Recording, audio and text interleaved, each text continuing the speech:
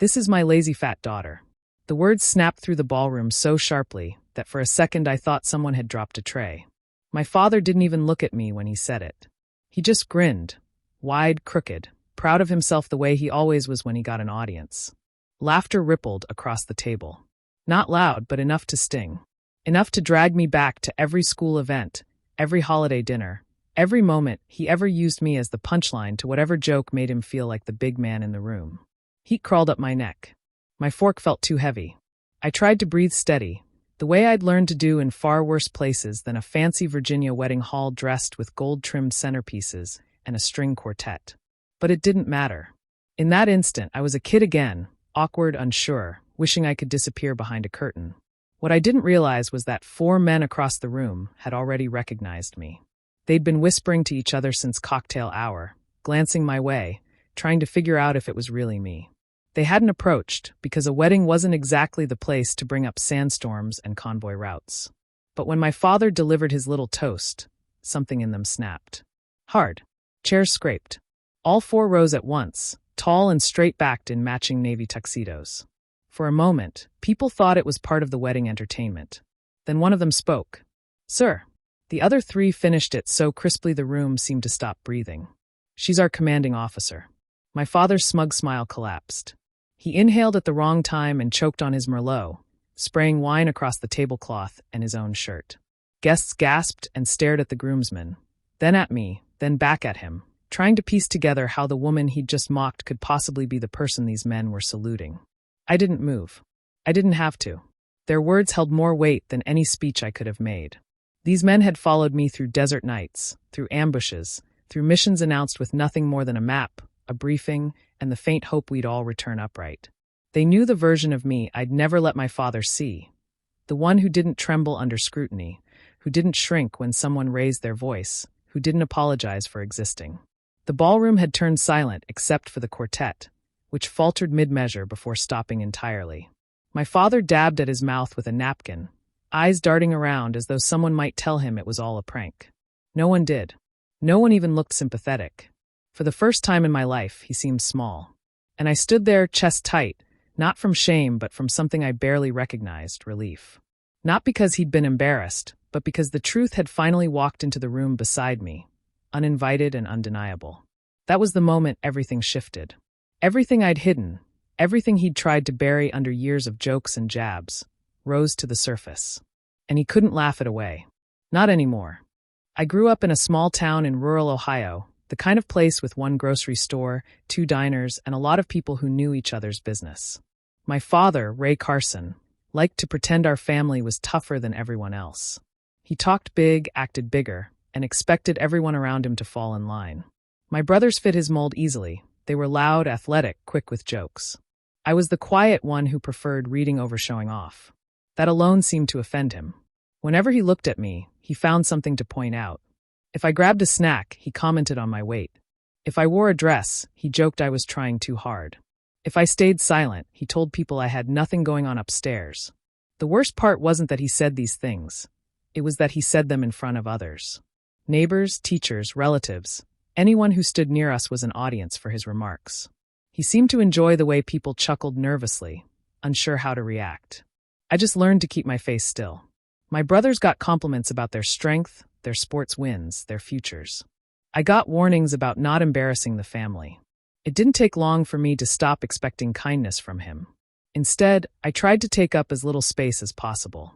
I wore plain clothes, kept my hair simple, and made myself easy to overlook. Blending in felt safer. At 19, I surprised everyone by enlisting. I didn't make a big announcement. I simply signed up, packed my things, and left. When my father eventually heard, he smirked and said I'd be home by Christmas. "You won't last," he told my aunt. "She breaks too easily." He was wrong. Training was demanding, but it also gave me something I'd never had, a place where effort mattered more than appearance. I wasn't being compared to my brothers. I wasn't being mocked. I was being challenged, and I found out I was stronger than I ever realized. Once I understood that, I kept pushing myself. Promotions followed, first small ones, then bigger ones. A decade in, I was leading teams. Years later, I reached ranks my father would never imagine. And I never told him. The less he knew, the less he could twist into a joke. Life changed again when I became a mother. My son, Mark, arrived when I was still balancing deployments and training cycles. Raising him alone wasn't easy, but it gave me a steady place to put all the care I used to hold back. Mark didn't judge. He didn't ask me to be different. He simply loved me, and that was enough to keep me moving through long nights and heavy decisions. He became the person I wanted to protect, even from the shadows of my own childhood. As the years went on, I grew used to staying unseen when it came to my father. It felt safer to keep distance. He couldn't mock what he didn't know. But betrayal doesn't fade just because you stop looking at it. Some wounds carry themselves, waiting for the right moment to rise again.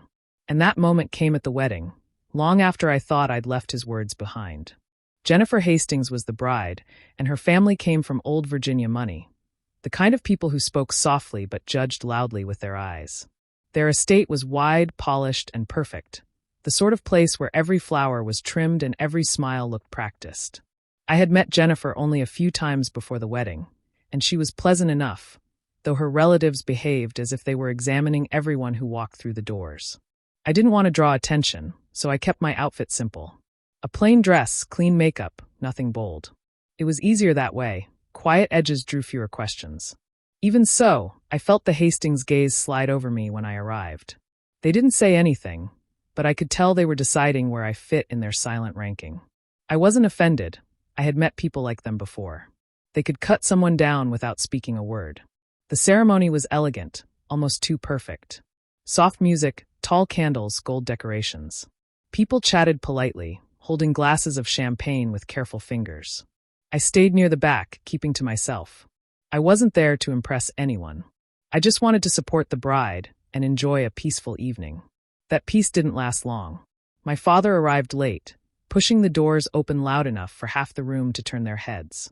He always liked making an entrance, even when nobody asked for one.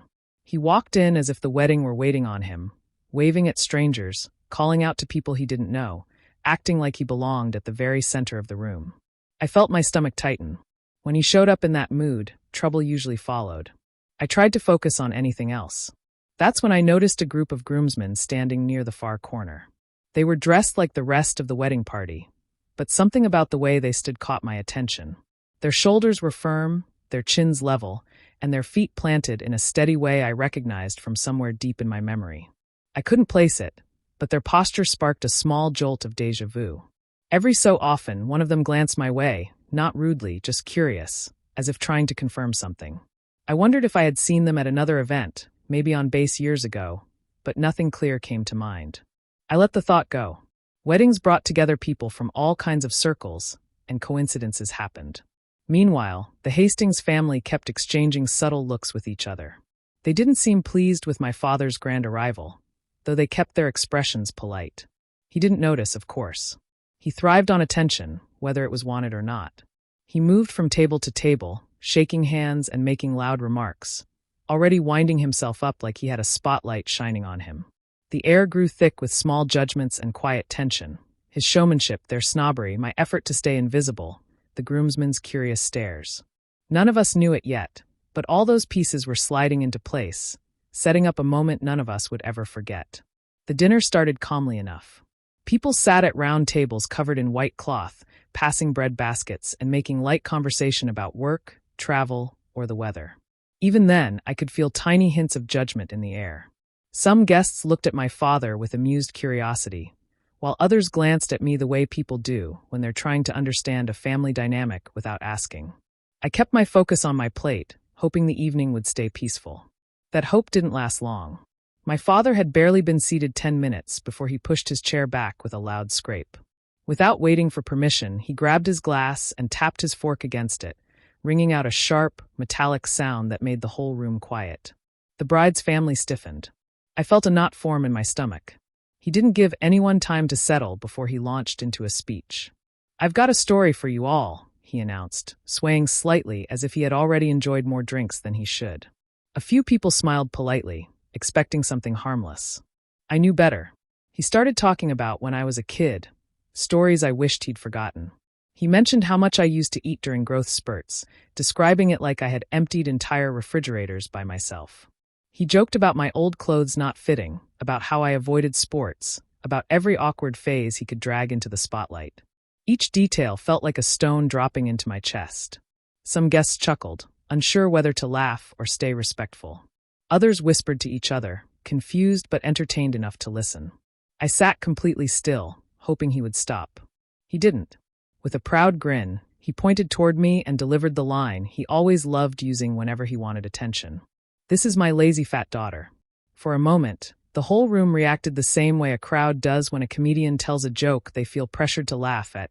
Quick, uncomfortable laughter bubbling up from all directions. The sound cut through me sharper than anything. I felt myself shrink in my seat like I had gone back in time. Every insult he had ever thrown at me seemed to echo in that one moment. My hands went cold. My throat tightened. I couldn't speak even if I tried. The bright lights, the clinking glasses, the polished room, all of it blurred. I just sat there, trapped under the weight of old wounds reopening at once. Across the room, the groomsmen stopped moving. They exchanged glances, their expressions hardening in a way I didn't understand at the time. They straightened their backs almost in sync, their posture shifting into something controlled and ready. It was subtle, but clear. They recognized something wrong and were preparing themselves, though I had no idea why. While my father kept talking, enjoying the attention he'd gathered, the room felt like it was holding its breath. I stayed frozen, hoping the moment would pass, not knowing something much bigger was about to unfold because of the men quietly watching from the corner. My father was still talking when a sudden shift pulled everyone's focus away from him. The group of groomsmen I had noticed earlier stepped forward together, leaving their places near the wall. Their movements were sharp and purposeful, not rushed but firm enough that people turned their heads to see what was happening. A few guests murmured in confusion, unsure why members of the wedding party were approaching the center of the room during dinner. They stopped a few feet from my father's table. Their faces were steady, their shoulders squared, and their eyes fixed on him. For a moment, nobody understood what they were doing. Even I sat frozen, trying to piece together why these men had singled us out. Then the tallest one lifted his chin slightly, and his voice came out strong and clear. "Sir." The other three finished the sentence at the exact same second, their voices blending so perfectly that it sounded rehearsed. "She's our commanding officer." The words hit the room like a dropped microphone. Conversation cut off mid-sentence. Forks paused halfway to plates. People who had been smiling moments before stared with their mouths open. The sudden silence was so complete that even the air seemed to stop moving. My father's reaction was instant and messy. He inhaled at the wrong time, choked on his drink, and sprayed a burst of red wine across the tablecloth and onto his own jacket. A shocked gasp rippled through the guests, followed by stunned stillness. He coughed and sputtered, eyes wide, as if he couldn't believe what he had just heard. The Hastings family, who had spent the evening watching everything with polite curiosity, looked genuinely shaken. Their carefully practiced expressions dropped completely. They glanced from the groomsmen to me, then back to my father, struggling to understand how the woman he had mocked could possibly be the officer these men were acknowledging with such seriousness. Across the room, my son Mark stood near the other teenagers. He had been laughing with them earlier, not knowing much about the parts of my life I kept private. Now he stared at the groomsmen, then at me, his face shifting from confusion to dawning understanding. There was no fear there, only respect mixed with a little awe. It felt like a door quietly opened between us, one I had been afraid to unlock for a long time. The groomsmen didn't speak again. They didn't need to. Their simple statement held everything: history, loyalty, truth. I could see it in the way they stood, in the way their hands rested calmly at their sides, in the quiet strength of their posture. These men had served with me in Coast Province, Afghanistan. They had known me in conditions where every decision mattered, where trust had to be earned, not demanded. I didn't rise. I didn't defend myself. I didn't say a word. I simply stayed still, letting the moment unfold on its own. For the first time in my life, I didn't feel small under my father's voice. I didn't feel like I had to shrink or apologize. The truth had stepped forward on its own legs, spoken in 4 united voices, and there was nothing he could do to twist it.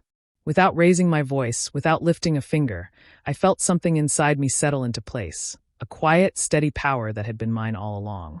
The room didn't recover right away. People sat frozen for several long seconds before the whispers started. Soft, unsure voices drifted from table to table as guests tried to process what they had just heard. I caught scattered words. "Colonel? Afghanistan? Convoy. As if everyone was assembling a puzzle out loud. Faces shifted from confusion to surprise, then to something closer to respect. My father wiped his mouth with a shaking napkin, trying to force a smile back onto his face. He opened his mouth like he wanted to continue his speech, maybe twist the situation into another joke, but nothing came out right. His voice cracked. He tried to laugh it off, but the sound died halfway, swallowed by the heavy silence still hanging over him. Whatever confidence he had felt before was gone.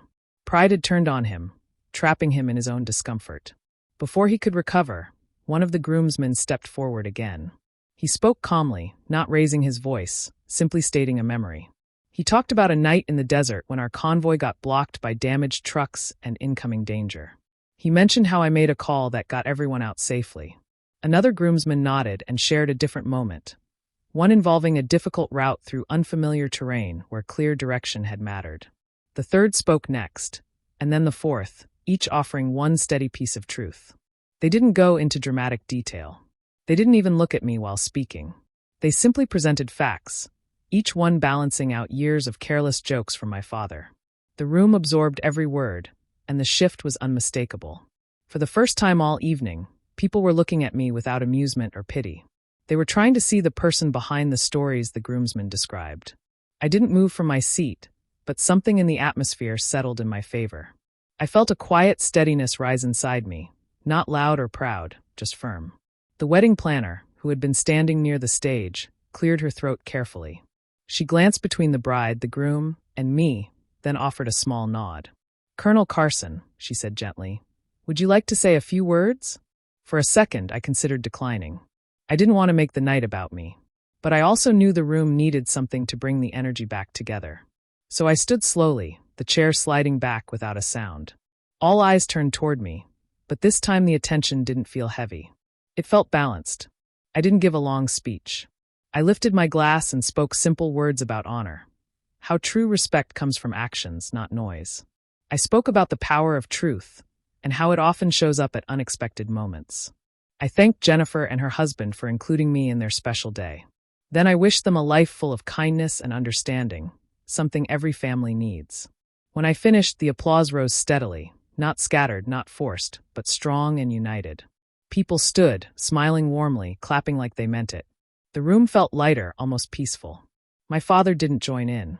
He stayed seated, staring at the tablecloth, avoiding every eye that turned toward him. For once, he had nothing to say. He wasn't the center of anything, just a man sitting in the shadow of his own choices. By the next morning, the entire atmosphere around me felt different.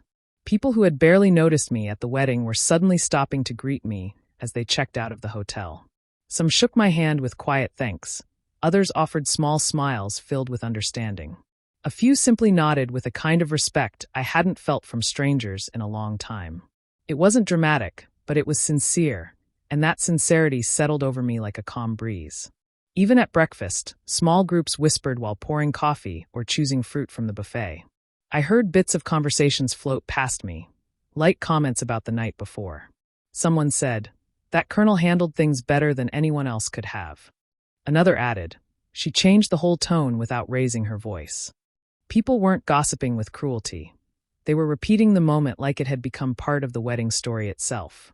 By the time I drove back toward my town, the whispers had spread farther than I expected. Rural areas have a way of carrying news at lightning speed, especially something unusual. My phone buzzed with messages from neighbors, co-workers, and even people I barely knew. Most of them simply said they had heard something about the wedding and wanted to check in. None of them mentioned my father, only the shift in how they saw me. A little after noon, my son Mark called. His voice was steady, but full of feelings he didn't quite know how to express yet. "Mom," he said, "I didn't know. I knew you worked hard, but I never realized what you carried." He paused, searching for words. "I'm proud of you." Those 4 words landed deeper than I expected. He had always loved me, but this was the first time he spoke to me like someone he admired as well. It changed something between us, something quiet but important. While support poured in from others, one person stayed notably silent. My father didn't call. He didn't text. He didn't try to explain himself or check how I was doing. It was as if he hoped ignoring everything would erase what happened. He had always been skilled at pretending his actions were harmless, twisting moments until he looked like the victim of misunderstanding. This time, he had no space to do that. The truth was too large, too public, too clear. For years, I allowed his version of me to shape how people saw me. I stayed small on purpose, believing it would keep the peace. But standing in that hotel room the next morning, reading messages of support from people who barely knew me, I realized something important. I didn't know him silence anymore. His behavior wasn't a burden I needed to carry quietly for the rest of my life. I made a simple decision, not loud, not angry, just firm. I would no longer let him twist my story or reduce my voice. He could sit in his silence if he chose, but I wouldn't shrink to make him comfortable again. My life was mine to define now, and I intended to protect it. I went to see my father the following afternoon. He spent most of his days at his old plumbing shop, even though he barely took on real work anymore. The place looked the same as it had when I was a kid, tools scattered everywhere, shelves full of dusty parts, a faint smell of metal and old coffee. It wasn't fancy, and that suited what needed to happen. No crowd, no tables full of strangers, just the two of us in a quiet space with nothing to distract either of us. He looked up when I walked in. For a moment, he seemed unsure whether to smile or act annoyed. Then he crossed his arms and tried to sound casual. "If you're here about the wedding," he said, "you know I was only joking." People laughed. No harm done. I leaned against the counter so I wouldn't tower over him. "It wasn't harmless," I said. My voice stayed calm. "You said those things because you thought you could. You've done it my whole life." He waved a hand as if brushing dust from the air. "Ah, come on, Em. You know I kid around. You're too sensitive." That familiar excuse, the one he had used for years, echoed across the small room. But something had shifted in me. I wasn't a child sitting at a school event hoping he'd stop talking. I wasn't the quiet daughter trying to disappear, so I wouldn't embarrass him. I was a grown woman who had carried responsibilities he couldn't imagine. "It wasn't sensitivity," I told him. "You didn't joke to be funny. You joked to feel bigger. And you didn't care how small you made me in the process." He opened his mouth, then closed it. I watched the words get stuck in his throat. He picked up a wrench, set it down again, then rubbed the back of his neck. It was the first crack in the wall he always kept up. I continued, keeping my tone steady. "I'm not asking for anything difficult. I'm asking you to stop putting me down, in front of others or when it's just us. I won't accept that anymore." He stared at the floor, quiet for several long seconds. When he finally spoke, his voice was tight. "I didn't think it bothered you like that." "It did," I said. "And it affected Mark too. He listens. He notices. If you want to be part of his life or mine, things need to change." His head lifted slightly, and I saw something new in his expression, fear, maybe, or realization. He wasn't used to me setting terms. "You're saying I can't see him?" he asked, almost whispering. I shook my head gently. "I'm saying you have to treat us with respect. If you can't, then distance is safer for us." He swallowed hard, the wrench slipping from his hand and clattering against the counter. I'll try," he finally said. The words came out rough, as if he had never spoken them before. It wasn't an apology, not fully. But it was a start, the smallest shift, a fragile step toward something better. I didn't expect miracles, but I knew this moment mattered. It was the first time he seemed to truly see me, not as a target, not as a joke, but as someone whose voice carried weight. The weeks that followed felt unfamiliar, but not in a bad way, more like walking on a path I'd never tried before. My father didn't change overnight, yet I noticed small shifts that showed he was at least making an effort. The first real test came when our town held a memorial service for local veterans. Normally, he stayed far away from anything related to my work, but this time he asked if he could come. I wasn't sure what to expect, but I agreed. We stood in a quiet line near the front, the flag hanging low above us. For once, he didn't fidget or make side comments. He kept his posture steady beside me, hands clasped, eyes focused on the speakers. When people greeted me, he didn't interrupt or try to make himself the center. He simply nodded along, listening. It was the first time he had ever stood with me in a space connected to my service, and he treated it with a kind of cautious respect that surprised me. A few days later, our extended family gathered for a cookout. Usually, introductions were his chance to slip in jokes or remarks that made me want to walk away. This time, something different happened. When a cousin asked who I was, my father didn't hesitate. He pointed toward me with a proud but restrained smile and said, "This is my daughter. She runs things bigger than this grill." It wasn't loud or dramatic. It was simple, honest, and without any sting. For a moment, the world stood still. Part of me waited for a punchline, but none came. After that, I noticed smaller gestures. He dropped off vegetables from the neighbor's garden, saying he had extras, even though the neighbor later told me he'd asked for some specifically. He showed up with tools when my porch light flickered, claiming he was in the area. Instead of lecturing or teasing, he worked quietly, wiped his hands, and left without making it awkward. Sometimes he didn't say much at all. He just sat on the edge of the porch, talking about ordinary things, the weather, the shop, the dog down the road. These little moments carried more weight than any apology he had failed to give before. I wasn't blind to the past. His words had shaped years of my life, and healing didn't erase those memories. But I could tell he was trying in the only ways he knew. I didn't go soft, and I didn't let old habits slide. I simply allowed room for effort. Not forgiveness without accountability, but a space where he could prove he meant what he said in the shop that day. Slowly, the tension between us eased. We weren't suddenly close, but we weren't distant strangers either. It was something in between, a space where respect could grow if both sides tended to it. I realized then that revenge hadn't been about humiliating him or winning some invisible fight. It had been about reclaiming what was always mine, my voice, my worth, and my right to be seen clearly. By holding him accountable, I didn't destroy anything. I simply rebuilt what he had broken piece by piece. And for the first time, he was helping instead of tearing it down. The change in my community came slowly, almost quietly, but it was noticeable. People who had known me since childhood no longer looked at me with the old, limiting image they once held. The label that followed me for years, spoken by my father so many times it stuck to me like a shadow, finally faded. I wasn't the girl who hid in corners or tried to make herself smaller. I wasn't the one people whispered about with pity. I was simply seen for who I truly was, Colonel Emily Carson. At the grocery store, neighbors stepped aside to greet me with genuine warmth. At church, older women who once clucked their tongues at my weight now looked at me with admiration instead of judgment. Even the younger kids in the neighborhood, who had never cared much about me before, asked simple questions about my work, their eyes wide with curiosity. It wasn't fame, not even close, but it was clarity. People finally saw the whole picture, not the distorted one my father had created over the years. That shift made me think back to the moment at the wedding when everything changed. I remembered the stunned silence, the groomsman standing with steady confidence, and the way truth settled over the room like a warm light. For years I carried the weight of my father's remarks and let them shape how I moved through the world. But on that night, without raising my voice or defending myself, the truth I had lived quietly for decades finally stood beside me, with witnesses who couldn't deny what they saw. My father didn't transform into a perfect man after that moment. He still had rough edges, old habits, and days when he slipped into silence instead of apologies. But he tried, and that effort, steady, imperfect, but real, was something I learned to value.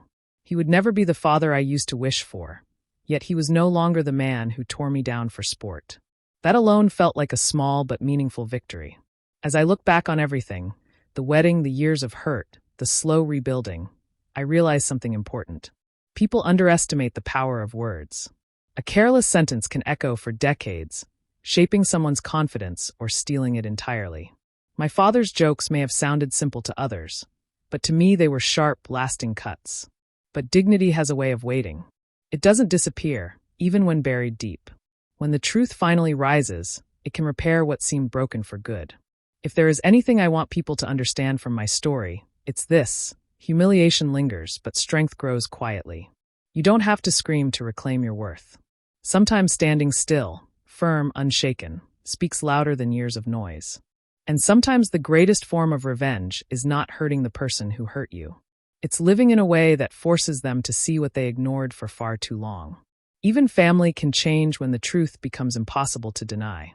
Respect can rebuild things you never thought possible. And reclaiming your own dignity is a victory no one can take from you.